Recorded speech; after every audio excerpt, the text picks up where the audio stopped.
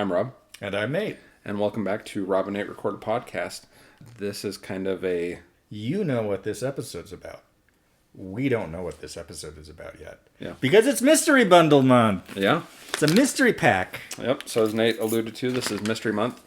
We are tonight going to open the mystery pack, see what's in it, set up, possibly discuss the order we're going to watch it in.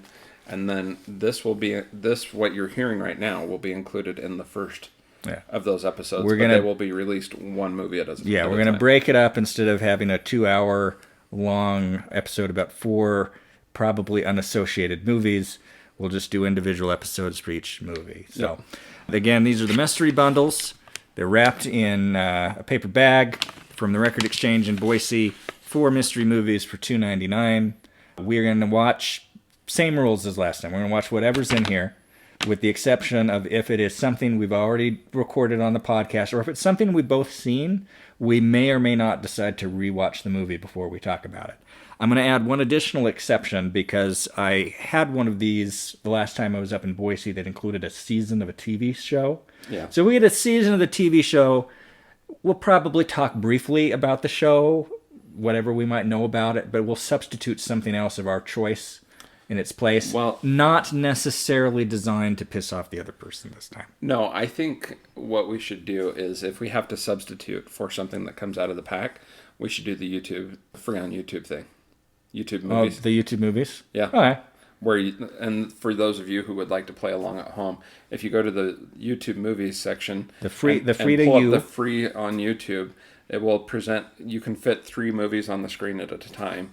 And so you take the 3 movies that are on the screen, and you just have to pick, of those 3 movies, which one would you choose to watch and why, and watch it. Indeed. It's a little game that we've been playing. Yes. It amuses us. Anyway, I opened the pack last time, so I'm going to have Rob do the honors. Well. So I will be surprised.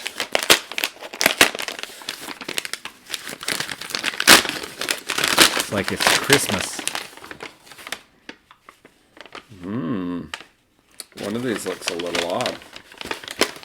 Okay. First DVD out of the bag.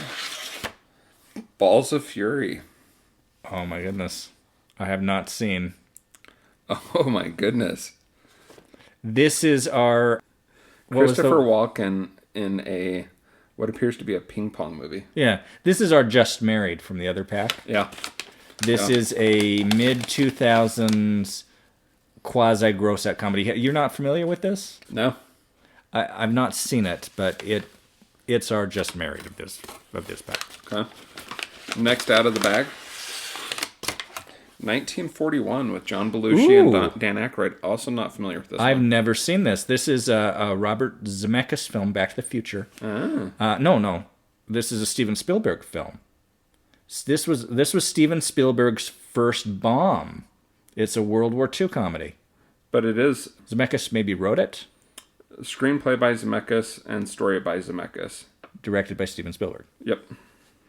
This is literally on my list of films to watch. Yeah. So I am pleased. Yeah.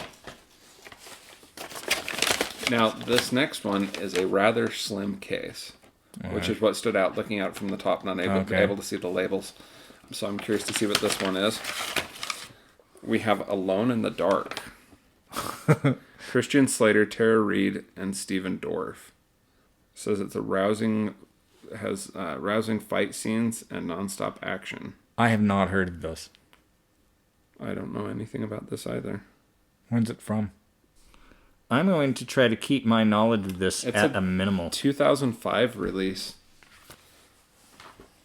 It is directed by Yu Ball. Written by Alon Mestai. Yeah, Christian Slater, Tara Reid, Stephen Dorff, Frank Turner, Matthew Walker, Will Sanderson. Yeah. I know nothing about this. The brief synopsis is: a detective of the paranormal slowly unravels mysterious events with deadly results. Ubal. Ueli Ball. I cannot pronounce these 4 names. This man's German. I am aware of him and his reputation for absolutely awful awful movies. The one that I have seen is In the Name of the King, a Dungeon Siege Story. Mm-hmm. Which I watched in 2008 with 3 relatively witty friends, and it was still oppressive. Yeah. So this will not be good, but we're going to watch it. Yeah. And last in the bag, do you feel like we've gotten our good one out of the bag yet? I hope we have another good one. Yeah. I'm hoping it's like last time. The Naked Brothers Band, Battle of the Bands. Oh my goodness. A Nickelodeon production. Please say it's half an hour long. 70 minutes. Oh.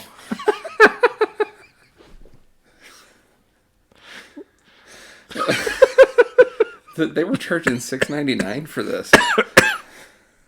We watched this thing first. I don't know how to feel about this month now. Yeah. Being in a band has its perks, but the problems are far from few. Facing rival bands, proving you're the real deal, and sometimes even bickering with your own brother. Oh, the life of a rock star. Are you sure you want to watch it? Oh, let's watch. Yes, we're definitely watching this. It will be awful. Oh my gosh. Special features, 3 music videos. Nat and Alex rock out and speak out. Cooper, the man behind the glasses. There is literally, to me, no imaginable way that I would watch that if it were not in the mystery pack.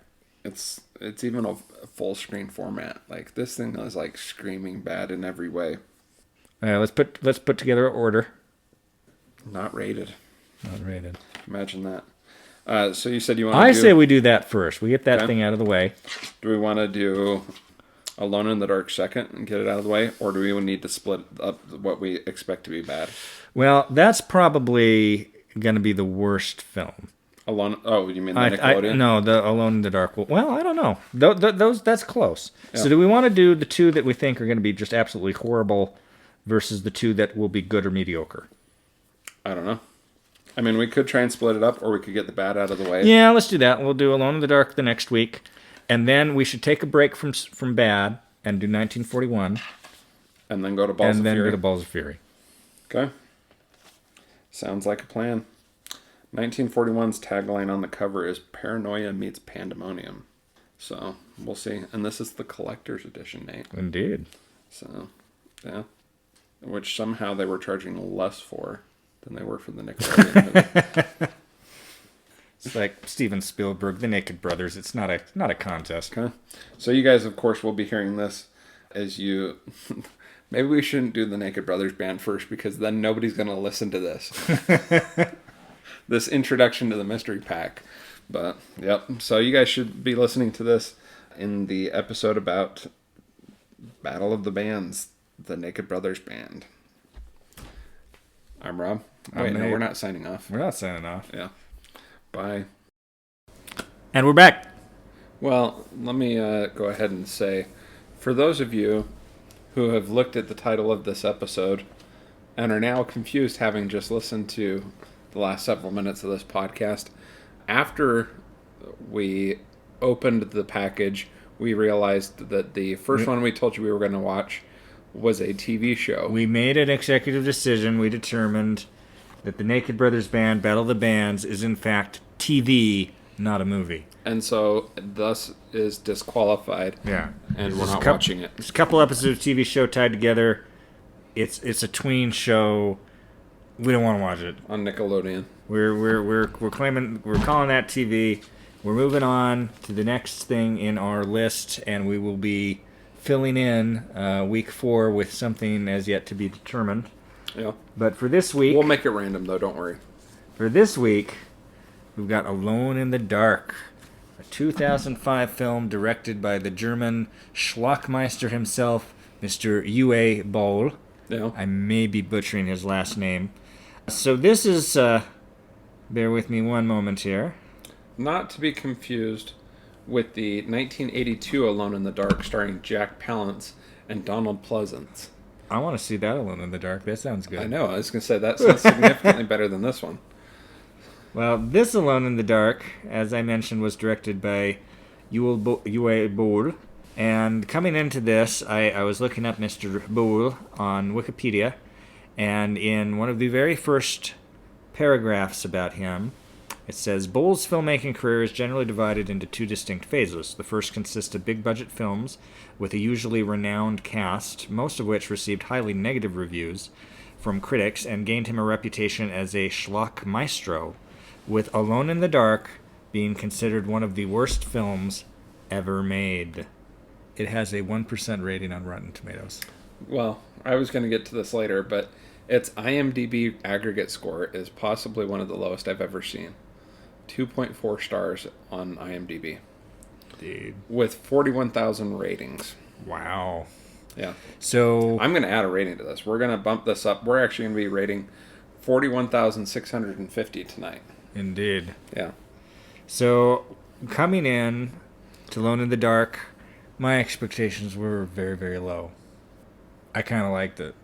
As low as just Pence not violating the laws being a cause for praise. That low. So this is, by the way, January the 7th, 2021. We just had an insurrection yesterday. So my first fear was like, man, I already had a rough week. I don't want to watch an absolutely horrible movie. This is much better than Armed Insurrection. So you have a choice between Armed Insurrection in the Capitol and Alone in the Dark. I highly recommend Alone in the Dark. Okay, there you go. And is that our episode then? No, I'm just kidding. Yeah, it's a weird one. Yeah. Where to begin with Alone in the Dark? Alone in the Dark. It's a story about a paranormal detective who's trying to unravel mysterious events with deadly results. We are told that back in 1967, a Native American settlement called the Abkhani opened basically a portal. I'm trying to remember what they called it. They opened a portal and failed to close it before something came through. And that something that came through wiped out their civilization. And then we're introduced to a group of researchers, or technically it's Bureau 713 is what it later becomes, are trying to figure out what happened and piece things back together. There's also a plot involving 20 orphans that disappeared 22 years ago. Well, but they were taken by the one doctor from Bureau 713. Yeah. And we later discovered that they were implanted with aliens fused to their spines with that control viscers. them. Yeah. With SETI eels, with tinglers. Yeah. What did they call them in this? Xenos? Xenos. Yeah. And at some point in this movie, they're activated and go back to try and reopen the portal. And magically, they're all killed, and it's the Bureau 713 that opens the portal, not the guys implanted with the aliens. Which doesn't make a lot of sense. But this movie does not make sense. Yeah. This movie is all over the place. We found out late into this thing that it, actually I think after we finished it was in the credits, yeah, that it is based on a video game that's credited to Atari. It's originally a DOS game that's been ported several different times, and most recently in 2014, according to Wikipedia. But apparently you can get it on iOS. That Alone in the Dark is an adventure game set in a haunted house in 1920s Louisiana. That is not this movie at all. This is an incredibly loose adaptation in that there's adventure elements and in that it has the same title. This goes in with the other Uwe Boll film I've seen, which was Dungeon Siege Tale, or In the Name of the King, A Dungeon Siege Tale, which is also based on a video game and which is also apparently nothing like the video game on which it is based. And also similarly rated. In fact, In the Name of the King has an aggregate score on IMDb of 3.8 stars. So slightly better than Alone in the Dark. I would have to disagree. I prefer this movie to In the Name of the King. Well, I'm saying based on the aggregate score. Yes. Yes. And another thing that it reminded me of is another video game franchise, the Resident Evil movies, which I, again, preferred this movie to any of those Resident Evil movies. I haven't seen those yet. But like Resident Evil, this movie is all freaking over the place. It has everything from conventional zombies to a Stargate in it. Yes. It is just freaking everywhere. And it's I was trying throughout early this film to figure out where's this set? Is this Los Angeles? That looks like the Pacific Northwest. I think it was the Pacific Northwest. So at one point, they never say the name of the massive city that we have several scenes in. But at one point, Christian Slater, we should probably get into the characters in a moment, but he accesses the FMPD's database, and I determined that stands for Fictional Metropolis. It's the Fictional Metropolis Police Department. Yeah. But Christian Slater plays Edward Carnby. As Nate mentioned early in the movie, 20 orphans go missing from an orphanage. Catholic orphanage. The nun is in on it and makes up a cover story. But of those 20 orphans who went missing, one of them disappears at a later time. And we later find out that was Edward Carnby, played by Christian Slater. He then subsequently becomes a paranormal investigator. His girlfriend is Tara Reid. Tara Reid. By coincidence, Tara Reid's character name is Aline Cedric. And Tara Reid is an archaeologist. Is she actually an archaeologist, or does she just work in the museum? She's a scientist, man. She's deciphering hieroglyphics. Yeah. But she works... And she wears glasses. Oh, yeah. So that we know that she's a scientist. That she's smart. Yeah. Yeah, so she's his girlfriend and works at the museum where they're taking these artifacts back to. Stephen Dorff is Commander Richard Burke of Bureau 713. And you know why Stephen Dorff is here? You know, Stephen Dorff has some relevant experience to this area because Stephen Dorff is a Canadian child actor who, one of his very early films was a 1987 movie called The Gate, in which a young Stephen Dorff opens a gateway to a dark dimension. Yeah. So he has experience in this field, which is why they brought him in. We also have Frank C. Turner as Sam Fisher, Matthew Walker as Professor Lionel Hudgens, and one critical credit that Nate and I were discussing, Agent Miles, played by Will Sanderson. Ooh, what else did Will Sanderson do? Will Sanderson is known for In the Name of the King. He is part of the repertory company from House Mr. of Bowl. the Dead and Blood Rain. His most recent credit is 2019, a show called Victims. Doesn't tell us much about that, but prior to that, he hadn't done anything but since 2007 when he was in the Name of the King. Miles, man, Miles was the great hope, and unfortunately, he was killed by scorpion men, dinosaur monster, aliens, creatures. Karen Conoval plays Sister Clara, who is the nun at the orphanage. You may know Karen Conoval from War from the Planet of the Apes, the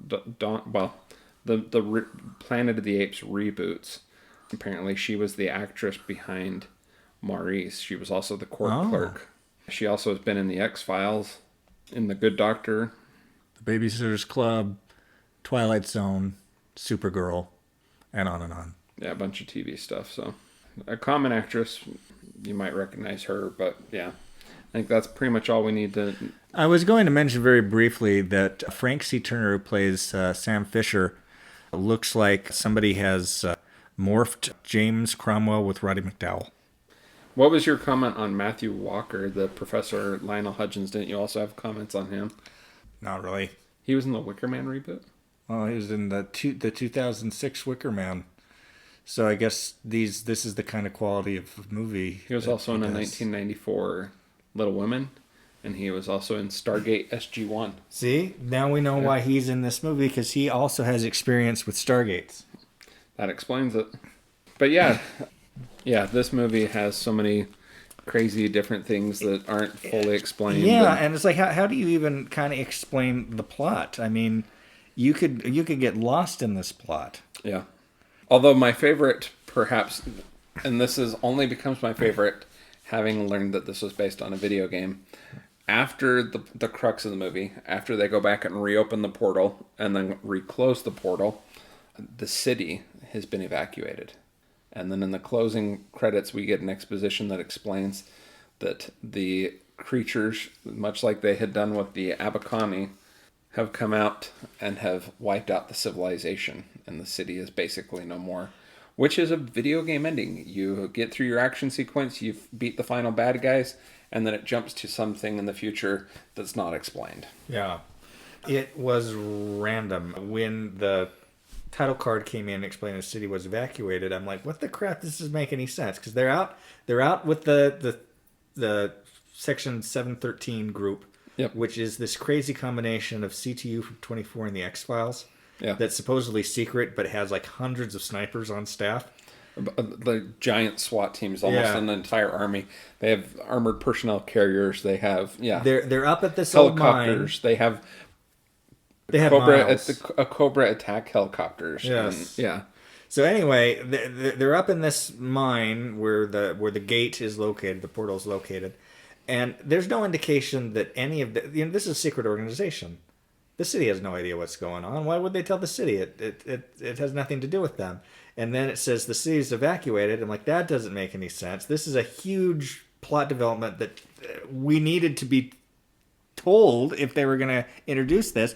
And then the city's not really evacuated in a traditional sense. Everybody's disappeared because even though they thought they got the bad guys, something else made it out of the dark dimension. And darkness always. Got rid of everybody. So it's like freaking Night of the Comet out there, and there's just like a handful of survivors. And it was dumb. Yep.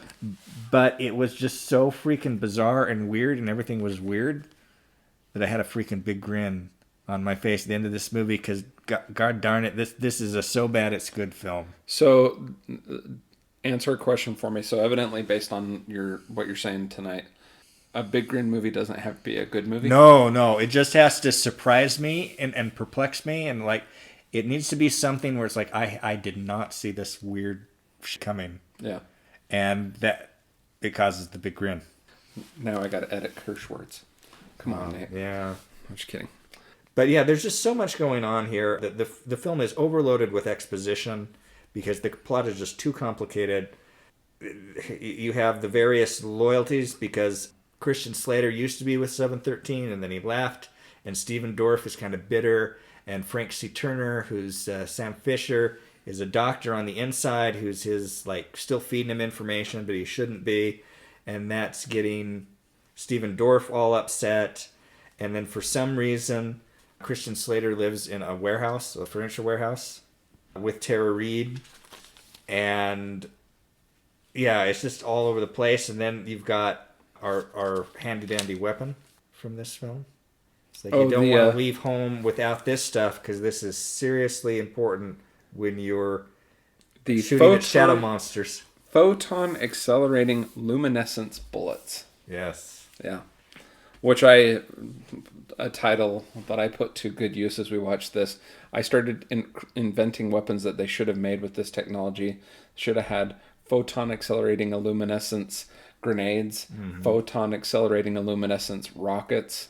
Yeah, there was a lot of things that they should have had in this photon acceleration luminescence technology. Yeah. Well, Nate, do you know much about this movie in terms of budget? I believe the budget was somewhere in the vicinity of $20 million. Yep. How about its box office receipts? Oh, something like $12 million. Yeah, worldwide gross, a little over $12 million.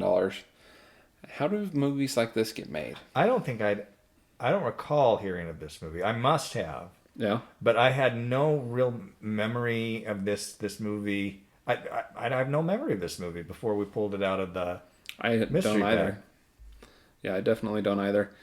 Although, as I was scrolling through the IMDb page, something that I usually don't spend much time on, what IMDb has determined to be the most helpful reviews. Ooh. Number 1 is a 2-star review. It says, it says it's shockingly bad. It says, I was honestly surprised to be alone in the dark. It was so bad I could hardly believe that what I was seeing. There are no characters, just a few stereotypes wandering around. Mm-hmm. It goes on further, but I want to then turn to the next one, which is a 1-star review.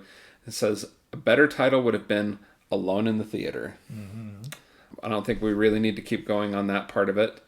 Metacritic rating on this, 9 points out of, I believe, 100. You know, and this feels weird for me to say, but I enjoyed watching this movie. I usually, even in good movies, I'll sometimes have moments where I'm a little bit bored, and I'll be looking on my phone looking for information that we could use to talk about the movie. I don't think I ever looked at my phone in this movie. Well, one thing that you commented on as we were watching it is this movie really has a lot of early explanation in the movie. Exposition. A lot of exposition in the movie. But at the very beginning, the movie opens with a crawl of even more lengthy exposition. Yeah, which is also narrated. Like, you don't have to read the crawl because they've got somebody reading it for you. Yeah. And it is like 8 paragraphs long. Do you know why that's there? Tell me. So it was added after numerous test audiences said that they were confused by the plot of the movie. So they had to put in a giant exposition at the very beginning of the movie to give you some structure to be able to follow the movie. That's what those things are always for. Yeah. Is they're just like, they're not obvious. Like, they're not planned. People are confused. I suspect that even Star Wars' iconic crawl owed something to do with confused test audiences. Yeah. This was named the worst film of 2005 by the Stinkers Bad Movie Awards. Mm-hmm. U-Ball has stated on various occasions that he regretted having Tara Reid in the movie. I'm not sure why. Tara Reid was great. What are you talking about? This is Tara Reid's greatest performance. This is funny. I almost made a comment to you on this. Every piece of body armor worn by the various extra foot soldiers during major battle scenes is paintball body protection made by JT USA. I almost commented to you as we were watching this. It reminded me of a scene from Batman Begins when the counterfeit Batmans are doing things. Oh, yeah? And Batman confronts a couple of them in the garage. And they said, "What makes you different than us?" And he says, "I'm not wearing hockey pads." Mm-hmm. As I watched their body armor, I almost commented to you, "Man, is their body armor just hockey pads?" Yeah. Well, speaking of laser tag, I thought that's what the freaking cave looked like at the bottom of the mine. I'm like, that's a laser tag. It kind of reminded me of Annihilation, the first chamber they opened. Indeed. Do you know who alternate casting for this was? Ooh, I want to know. Christian Bale and Jessica Alba. That's who U-Ball wanted. Exactly. So. When you can't get Christian Bale and Jessica Alba, you get Christian Slater and Tara Reid. Yeah. Oh, U-Ball apparently changed the original ending, the ending from the original script, to make a more ambiguous ending. It was definitely ambiguous enough. For its lazy jump scare at the end. Yeah. There is a love scene between Christian Slater and Tara Reid, an obligatory, as I referred to it, love scene, featuring the song 7 Seconds by Youssou N'Dour and Nena Cherry can be seen in the extended version. All right, so just to make sure we're clear on this, the love scene song is 7 Seconds. That's the title of the song. Yeah. Yeah. Yep. Do with that what you will.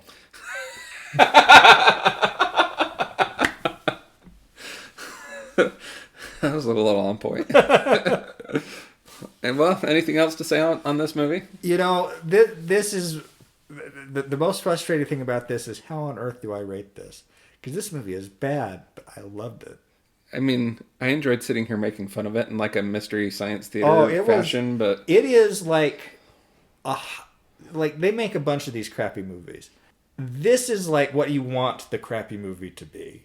Like, it's just got that wonderful balance of absurdity and what the crap and these weird things, like all this emphasis on freaking Miles. Yeah. Like, they build Miles up and we're rooting on Miles as we watch this. We're making him to be a big deal. And of course he's killed off screen. Yeah. Yeah. It's just bizarre. It doesn't work, and that's why it works. It's a guilty pleasure to me. I am going to give it, and I feel really awkward about this, considering this has literally 1% approval on Rotten Tomatoes. I'm giving this thing a 2 out of 4. I mean, I wouldn't feel like I could give it any more than that. I mean, going in, I'm like, this will be a 1. And on the 10-star scale, dang it, what do I do with it? Because I liked it. I'm going to give it a 4. Yeah. I actually was going to also give it a 4 on the 10-star scale, but I would only give it a 1 on the... I would give it a 4 on the 10-star scale, but only a 1 on the 4-star scale. Here comes rating 41,650. There you go. Anything else to say on this one? No. I mean, it's obviously not for everybody. I think maybe I was just in a mood. Yeah. It was the levity you needed after It was yesterday. the levity I needed after democracy was under attack. Yeah. We had the DVD because it came in the mystery pack, which Nate is going to take home and add to his collection. But if you're interested in watching this, evidently you can stream it for free on IMDb TV. Indeed. Not that, as much as we quote IMDb, we are not IMDb advertisers. Do you know who started IMDb TV? No. The name of the person? I think we should find out, because I have come to conclusion that this website is a confession. I am DB Cooper. Wow. Yeah. Isn't there a new DB Cooper movie coming out? Oh, no, there's DVD. Oh, I think it's an HBO special. I think there's a new one coming out. So is it coming out on DVD? Oh, my heavens. Well, and we stretched that. I'm Rob. And I'm Nate. And this is Rob and Nate Record a Podcast. And Rob's news alert function. No, it's my medication reminder. That's not so funny. I've had numerous injuries recently. For those of you not familiar with me in real life, and as my medication reminder to go take medications for my injuries. So, anyways, I'm Rob. It's time to close the gate. I'm Nate. I'm Alone in the Dark. I can't believe you liked that movie. I can't believe I like this movie, but yeah, it's a good bad movie. It's what I want out of schlock. Yeah. I don't know if I can say that, but I'm glad you enjoyed it. Yeah. You might have to get yourself one of these. Oh. It's kind of handy. Imagine sticking that, like, you could even stick it on your bed frame and just have your tablet hang over your bed while you're watching a movie. Yeah. Then you could lay flat on your back on your pillows. Yeah. Yeah. I could watch it like I'm in a dentist chair. Yeah. Well, but it's flexible, so if you want to roll onto your side, then you move it over. Yeah.